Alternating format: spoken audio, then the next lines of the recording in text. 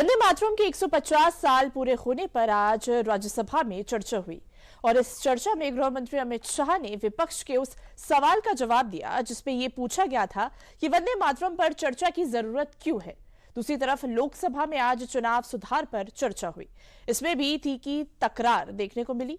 वहीं Indigo airline पर सरकार ने एक्शन भी लिया है, जबकि इधर यूपी में जब घुसपैठियों की डिटेल तेजी से खंगाली जा रही है तो इसी समय एक चौंकाने वाला मामला भी सामने आया है। यूपी से खबरें और भी हैं, खबरें सियासत से भी है और खबर ट्रंप के एक बड़े इशारे की भी है जिसका कनेक्शन भारत से है। अगले 45 मिनट में इन सभी खबरों से आपको रूबरू कराएंगे, लेकिन न्यूज 360 की शुरुआत करेंगे राज्यसभा में आज वंदे मातरम पर हुई चर्चा में जो गृह मंत्री अमित शाह ने बोला उससे।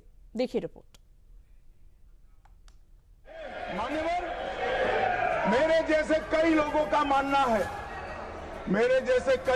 मानना है कांग्रेस पार्टी को पसंद आए ना आए, अगर वंदे मातरम के तुष्टीकरण की नीति के तहत 2 टुकड़े न करते तो देश का बंटवारा नहीं होता और देश पूरा होता। मान्यवर, दिन नया था पर निशाना वही पुराना था। वंदे मातरम पर मंगलवार को जब दूसरे दिन राज्यसभा में हो रही चर्चा के बीच गृह मंत्री अमित शाह बोलने आए तो उनके निशाने पर कांग्रेस का काम और उनका अंजाम था। कांग्रेस पार्टी की स्थिति देखिए, जिस कांग्रेस पार्टी के अधिवेशनों की शुरुआत गुरुवर टैगोर जैसे लोग वंदे मातरम गा कर कराते थे। वंदे मातरम कांग्रेस पार्टी के आजादी के आंदोलन का एक मंत्र बना था। वो वंदे मातरम के महिमा मंडन करने के लिए जब लोकसभा में चर्चा हुई, गांधी परिवार के दोनों सदस्य नदारद थे, 2 में से एक भी। वंदे मातरम का विरोध आज भी जवाहरलाल नेहरू से लेकर आज के कांग्रेस के नेतृत्व तक कांग्रेस के खून के अंदर। संसद के पटल पर गूंजती गृह मंत्री अमित शाह की इस आवाज ने एक बार फिर से कांग्रेस के उस सियासत को उभार दिया है जिसकी नींव बीजेपी दशकों पुरानी मानती है और वर्तमान से जोड़ती है। इसीलिए गृह मंत्री ने वंदे मातरम पर जब बोलने की शुरुआत की तो सबसे पहले इस चर्चा से जुड़े उस आरोप का जवाब दिया जिसमें विपक्ष ने आरोप लगाया कि ये चर्चा बंगाल चुनाव को देखते हुए कराई जा रही है। वंदे मातरम पर चर्चा की जरूरत, वंदे मातरम के प्रति समर्पण की जरूरत, वंदे मातरम बना तब भी थी, आजादी के आंदोलन के वक्त भी थी, आज भी है और जब 2047 महान भारत की रचना होगी तब भी रहे, क्योंकि अमर कृति मां भारती के प्रति, भारत माता के प्रति समर्पण, भक्ति और कर्तव्य के भाव जागृत करने वाली कृति है, जिनको आज वंदे मातरम की चर्चा क्यों हो रही है वो समझ में नहीं आ रहा है। मुझे लगता है कि उन्होंने नए सिरे से अपनी समझ पर ही सोचने की जरूरत है। कुछ लोगों को इसमें दिखता है कि बंगाल में चुनाव आने वाला है इसलिए वंदे मातरम की चर्चा हो रही है। वो वंदे मातरम के महिमा मंडन को बंगाल के चुनाव के साथ जोड़कर कम करना चाहिए, मगर जब वंदे मातरम का प्रकटीकरण हुआ, वंदे मातरम बंगाल तक सीमित नहीं रहा, देश तक भी सीमित नहीं रहा था।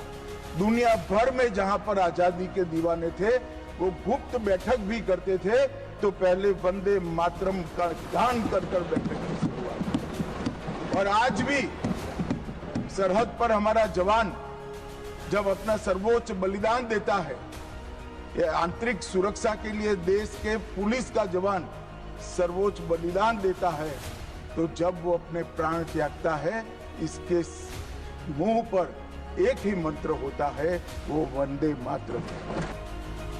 गृह मंत्री अमित शाह ने इसके अतीत के वो पन्ने खोलने शुरू किए जो कांग्रेस को गहरी चुभन देने वाले थे। संसद में वंदे मातरम के गान को बंद करा दिया गया। अब फिर से खड़े हो जाएंगे कि नहीं नहीं नहीं आप गलत बोल रहे हो, मगर एक रिकॉर्ड है मान्यवर महोदय। 1992 में भाजपा सांसद श्री राम नाईक ने एक शॉर्ट ड्यूरेशन डिस्कशन के माध्यम से वंदे मातरम को संसद में फिर से गाने की शुरुआत करने के लिए एक मुद्दा उठाया और उस वक्त प्रतिपक्ष के नेता लाल कृष्ण आडवाणी जी ने बहुत प्रमुखता के साथ लोकसभा के स्पीकर को कहा कि इस महान सदन के अंदर वंदे मातरम का गान होना चाहिए क्योंकि संविधान सभा ने इसको स्वीकारा है। और फिर लोकसभा ने सर्वानुमत से 1992 में वंदे मातरम के गान की शुरुआत की। उस वक्त भी मैं नाम देना नहीं चाहता वरना औचित्य के सवाल उठाएंगे, कुछ टेक्निकल मुद्दे उठाएंगे, मगर इंडी अलायंस के ढेर सारे लोगों ने, मेरे पास नाम की सूची है, इनको आपत्ति नहीं हो तो मैं पढ़ सकता हूँ, ढेर सारे लोगों ने कहा था कि हम वंदे मातरम नहीं गाएंगे, ना बोल दिया। और मैंने मेरी आंख से देखा है, कई सारे सदस्य वंदे मातरम होता है तो वंदे मातरम के गान के पहले संसद में बैठे होते हैं तो भी खड़े होकर बाहर चले जाते हैं। मैं आपको विश्वास से कह सकता हूं मान्यवर, ये कह रहे हैं कि कांग्रेस पार्टी पर झूठे आरोप लगाए। मैं विश्वास से कह रहा हूं, भारतीय जनता पार्टी का एक भी सदस्य वंदे मातरम के गान के वक्त सम्मान के साथ खड़ा न हो, ऐसा हो ही नहीं सकता। चाहे बात 1991 की हो जब बीजेपी के नेता विपक्ष में हुआ करते थे या फिर अब की, कुछ इसी अंदाज में इससे पहले पिछले मानसून सत्र में भी गृह मंत्री अमित शाह विपक्ष पर जमकर बरसे थे और अब एक बार फिर से शीतकालीन सत्र में गृह मंत्री वंदे मातरम की चर्चा पर जमकर बरसे।